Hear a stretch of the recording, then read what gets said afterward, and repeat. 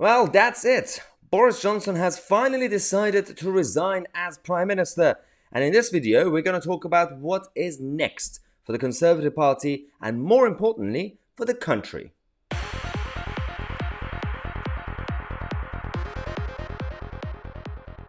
Yes, following a huge wave of resignations from the cabinet to the junior ministers and the bag carriers and the Tory members cancelling their membership, the Conservative Party have decided to push out Boris Johnson. He has been advised now, finally, by the top of the Downing Street, number 10 Downing Street, to announce his resignation. And in this channel, today, we will keep you posted more than the mainstream media. We're going to go to Westminster, outside Parliament and outside Downing Street to get the latest details and updates for you guys. So that definitely you guys only have this channel to use rather than BBC or Sky or anything else like that. But let's talk about what's going to come next, because he's going to be making an announcement, I believe, around 3 p.m.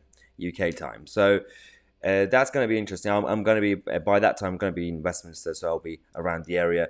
But the next situation is that so far we have already received two potential candidates who are going to be replacing Boris Johnson.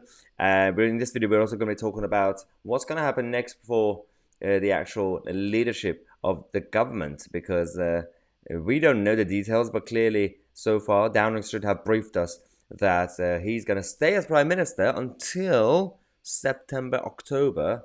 And then by that point, when the Tories elect a new leader, then he will resign. Yet a lot of the ministers and MPs in Parliament are clashing with Downing Street because they believe that it's time for him to go immediately, and then we'll have a caretaker Prime Minister. For example, you could usually use Dominic Raab, who's the Deputy Prime Minister, to take his place. I know the Ramonas wanted to have Theresa May as caretaker Prime Minister. That's an absolutely stupid idea because it would create more divisions. But Suella Braverman, who was the Attorney General who resigned yesterday, she wants to become party leader, and she is on the right of the Conservative Party. She's a Brexiteer.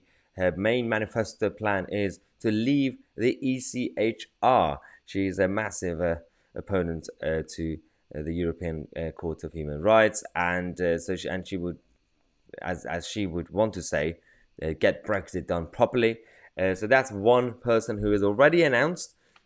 Steve Baker, my good friend, Steve Baker has also announced that he's going to be potentially running for Tory leader as well. And this one is an interesting case, because for those people who want to have Lord David Frost back in government, at top of the government, then actually, if you want Frost, it's more likely you will get him by having Baker as party leader, because they are close and they're ideologically also close.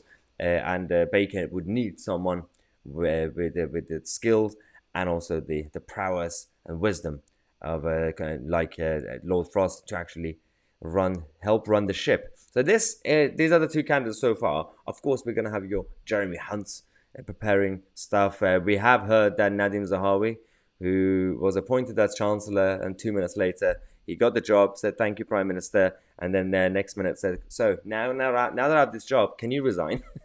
And we found out that he's been apparently talking to his secret campaign team for months, preparing.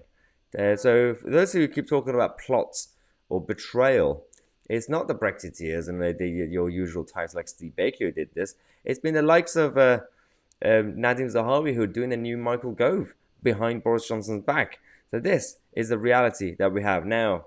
Keir Starmer could be in trouble as well. He shouldn't celebrate too much, because tomorrow we could potentially have Durham police issuing a fine to the dear leader Starmer, which means if that happens, then he has to resign as well. So the whole of a House of Cards, the domino effect is happening, and both leaders will be going at the same time.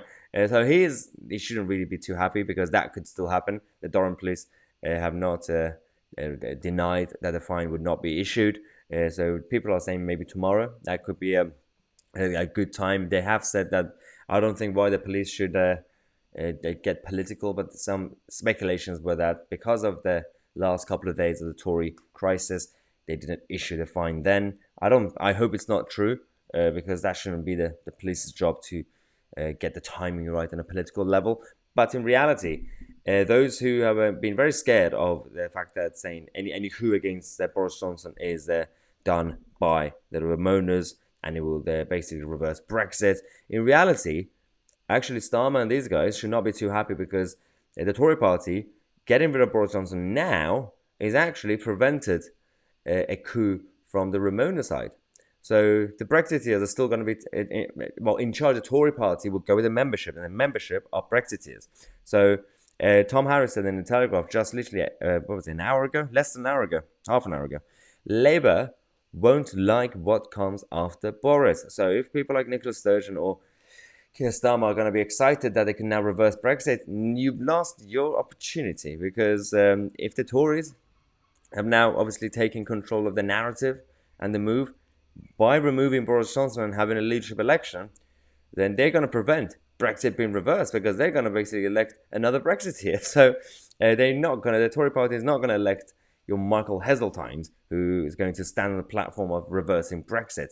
And if they pick the right leader, then they could actually defeat Starmer if he's still leader by the next election. We don't really know, but we're gonna keep you guys posted on this channel. Do me a favor, guys, if you want me to do all the content throughout the whole day, click on the notification bell next to it and click on all. That's the best way to get notified. I'm gonna be doing like last minute live streams in Westminster, so they won't be scheduled. I'll just like come breaking news. I'm gonna be going to see if I could interview some of the MPs, get their thoughts.